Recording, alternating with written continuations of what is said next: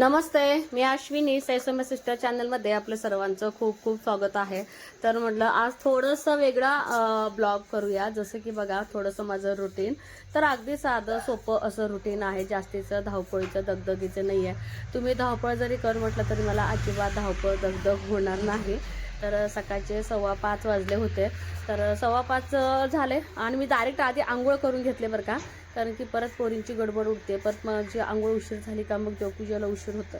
मग सकाळचं वातावरण बघा इतकं सुंदर छान ना, मस्त असं तुम्हाला मी म्हणजे जेव्हा मी व्हिडिओ घेते ना त्यावेळेस कोकिळे जास्त नसतात, पण जेव्हा बंद केलं का एकदम 10-12 कोकिळे ओरडत असतात.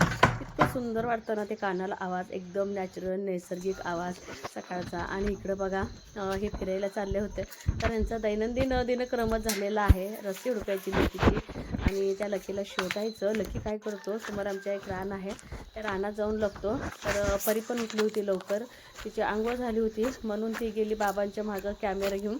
तिला पण बघायचं होतं की बाबा लकीला कसं बांधतात, कारण की तिला आम्ही फक्त सांगितलेलं एवढंच माहिती आहे ना, त्यामुळे.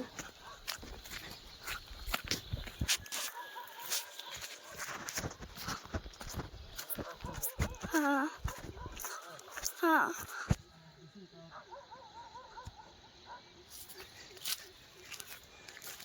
चला.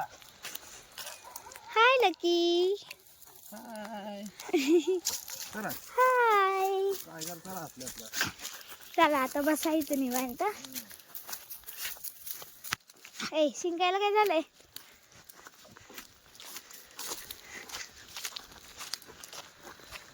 चला. तू पण आवर लवकर, शाळेत जायचं ना. हां लवकर आवर.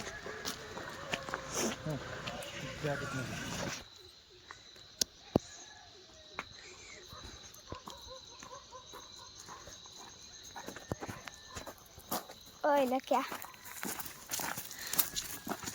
तर सगळं झाड लोट वगैरे करून घेते. बाहेरचं आतलं गार्डनमधलं संध्याकाळी 5ला झाडते ना, त्यामुळं गार्डनमध्ये मग मी जात नाही. मग परत जे काय असेल ते संध्याकाळी 4-5 वाजता झाडून घेते. त्यामुळं पालं पण पडत नाहीत आणि दिसायला पण स्वच्छ दिसतं. जे जे आपलं ठोक आहे का मग ते सगळं झाडून वगैरे घेते. आणि आंघोळ झाली का आधी मी एक फुलपात्र दूध घेते आणि खरं सांगते 4 बिस्किटं वगैरे खाते.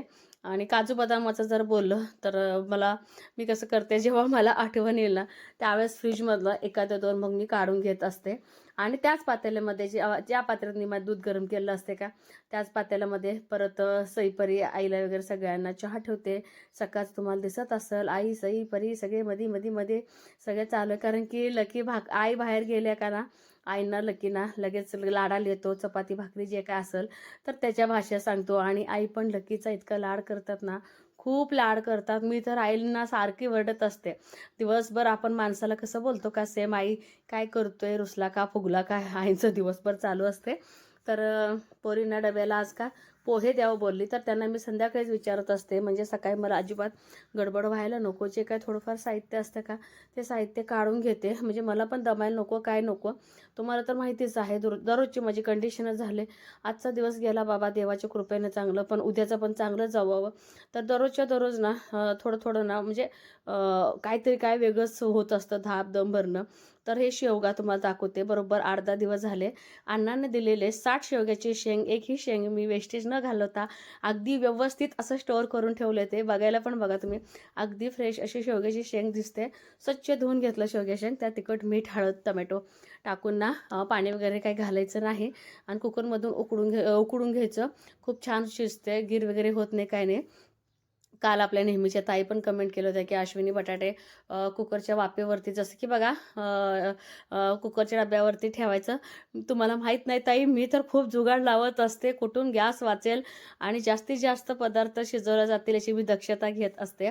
तर मी पण नेहमी तसंच करते.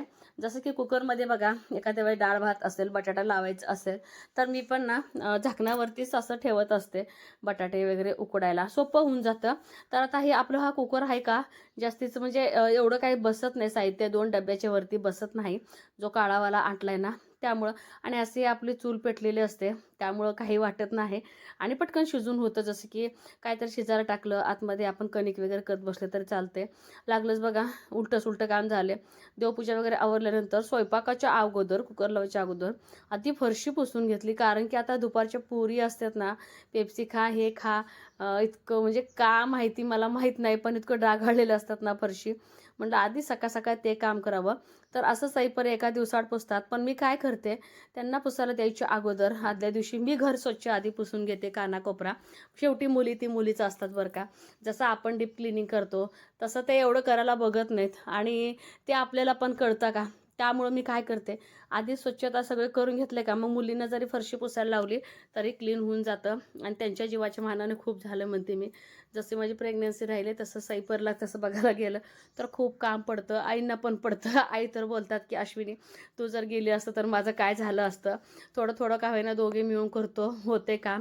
तर लागलंच म्हटलं स्वयंपाक आता किती लई टाईम झालं नव्हतं. सकाळच्या 7:30 टायमिंग पण सांगते 7:30 वाजले होते. म्हटलं इतक्या लवकर चपाती वगैरे कोण खाणार आहे. तर झाडांना पाणी घालावं म्हटलं, जसं की आता उन्हाळा भरपूर आहे का.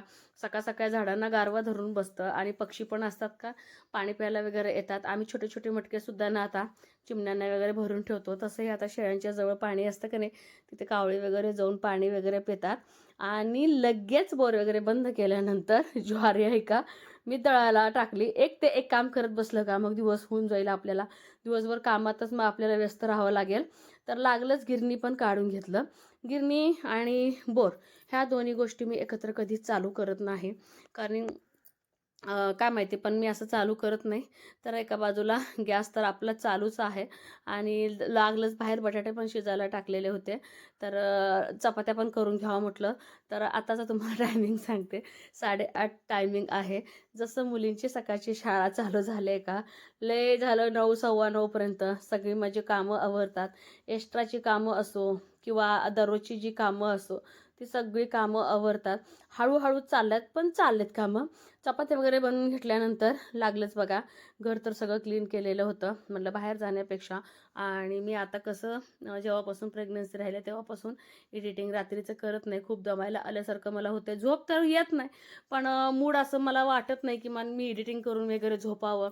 तर मी काय करते सकाळी 9:30-10च्या दरम्यान एडिटिंग करते. तर जे काही साड्या मी 2-3 दिवस झालं घातलेल्या होत्या का ते थोडंसं धुवून घेतलेल्या होत्या, पाण्यातून काढून घेतल्या होत्या. तर त्या साड्या वगैरे घडी करायच्या तसंच राहिलं होता. एक प्रकारचा कंठाळ येतो बघा दुपारी, खूप अंग भरून आल्यासारखं होतं. म्हटलं एकदा सगळ्या गोष्टी करावं. तर रंगपंचमीच्या दिवशी सही शॉर्टसाठी जे काही कपडे वापरली होती तेही तसंच होते. तेही लागलंच का सगळे घडी करून ठेवले आणि चुलीवरतीच म्हटलं पाणीपुरीच्या ज्या पुऱ्या आहेत का ते पण पुऱ्या तळून घ्यावं. परत माझ्या लक्षात आलं की पुऱ्या तळायच्या आहेत. म्हटलं उभारून तळण्यापेक्षा आणखीन सावली होती चुलीजवळ तर चूल अशी माझी पेटलेलीच होती. तर टुमटुमीत अशी ना पुऱ्या मी सगळ्यात तळून घेतल्या होत्या. सगळ्या अशा भरपूर असं तळून घेतले म्हणजे पुरी दुपार आपलं पाणीपुरीचा आनंद आणि टाइमपास दोन्ही पण होईल. आणि इकडे चिंचेचं गोड पाणी बघू शकता, अगदी घट्ट सर मस्त असं चिंचेचं पाणी तयार केले. आणि मी सकाळीच फ्रीजमध्ये थोडं पाणी गार व्हायला ठेवलं होतं. तर तिखट पाणी करण्यासाठी बघा आलं आणि 4 मिरच्या घेतल्या आणि ह्याच्यामध्ये ह्या पाण्यात थोडं मीठ टाकलं आणि ह्या पाण्यातच ना भरपूर असं आपलं लागेल तेवढं पाणीपुरी मसाला ॲड करणार आहे. आणि हे मिक्सरला आधी बारीक करून घेते आणि गाळण पूर्ण चाळून पण घेणार आहे. आणि इकडं बटाटा पूर्ण ना कुस्करून घेतलं आहे. ह्याच्यामध्ये मीठ आणि थोडंसं ना पाणीपुरी मसाला आणि कोथिंबीर असं सारण मी तयार केले. तर बऱ्यापैकी 99% आपली तयारी पूर्ण झालेली आहे. तर चला मिक्सरचं भांडं फिरवून घेते. कामं तर सगळी झाले तर अजिबात मला फ्रेश होऊ वाटेना, तयार होऊ वाटेना. का माहिती दररोज एक म्हणजे आजचा दिवस गेला आणि उद्याचा तो दिवस उगवतो तर आजच्यापेक्षा म्हणजे थोडंसं वेगळं वाटतं मला. अगदी असं फ्रेश वाटत नाही, खूप दमल्यासारखं होतं. त्यामुळे ना मी आज काय रेडी झाले आणि सगळी कामं असंच केले. तुम्हाला मी खरं सांगते 9:30ला कामं आवरली होती. अर्धा तास थोडंसं जाऊन पाठ टेकली, आराम केलं आणि एडिटिंग केलं. म्हटलं आता तिखट पाणी करावं. तर हे ना बारीक करून घेतलं की ह्याच्यामध्ये थोडंसं पाणी ॲड केलं आणि गाळणं पूर्ण गाळून घेते. मिरचीचं एखादं जर बी गेलं का ठसका लागतो मग मुलींना लगेच. तर तळलेली बुंदी आहे पण सईपरला बिलकुल आवडत नाही. मग त्यांना विचारून मग पाहिजे असेल मग त्या घेतील. आणि परवा बहीण समोसा आणली होती की नाही, एकदम बारीक असं शेव होतं का नाही, ते शेव तसंच थोडीशी शिल्लक आहे. म्हणलं ती पण शेव कामाला येईल आपल्या पाणीपुरीसाठी. तर सगळं तयारी जवळजवळ झाली. तर पोरांनी मागितलं आणि आईनं नाही दिलं का, खूप वाईट वाटतं. परवा पण मी पुरी अशीच तळून दिली होती, पोरी तसंच खाल्ल्या होत्या. पाणी बनवायचं झालं नव्हतं आणि काल पण बनवायचं झालं, पण काल पण पोरीची एवढी इच्छा नव्हती. म्हणलं ठीक आहे. तर सगळं गाळून घेतलंय, मस्त आपलं पाणी तयार झालंय. आणि याच्यामध्ये थोडंसं पाणीपुरी मसाला ऍड करायचा आणि सगळं आता फ्रीज मध्ये ठेवणार आहे मी परत.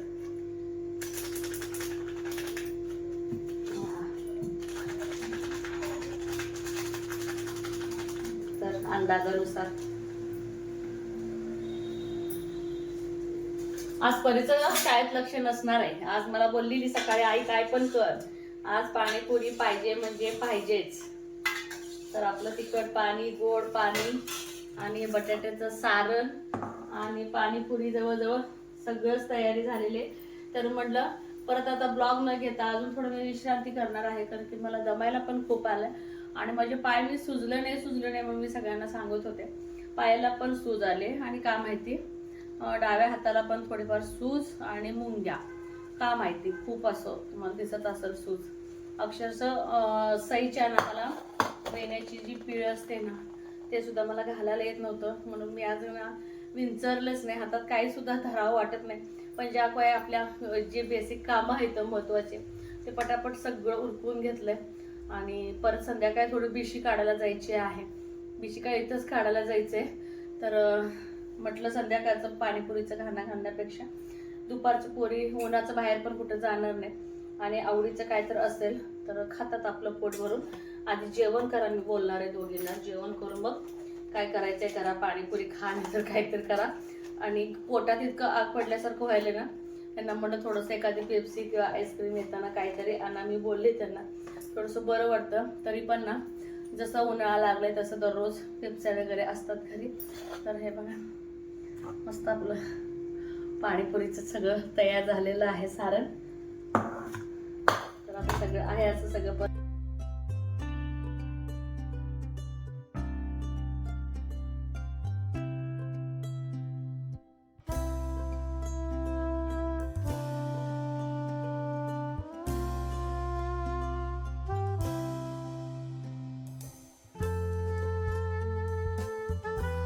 तर बिशी काढायला आलोय. 5:15 वाजले. तर आज ना परी उचलायची आहे, कुठली तर एक उचलायची. हा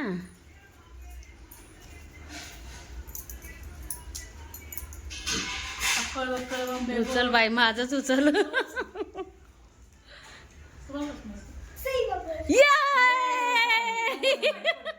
कसं काय माहिती पडलं? मी शूट करते की खोटं कशाला बोलू. येस. अहो मी स्वामीवर भार टाकून आले होते. बिशी मलाच लाग. अहो शुभांगी त्याला दाखवा की इकडे बाई, इकडे. मी शूटिंग केले म्हणून बरं झालं, नसं तुम्हाला वाटलं असतं. येस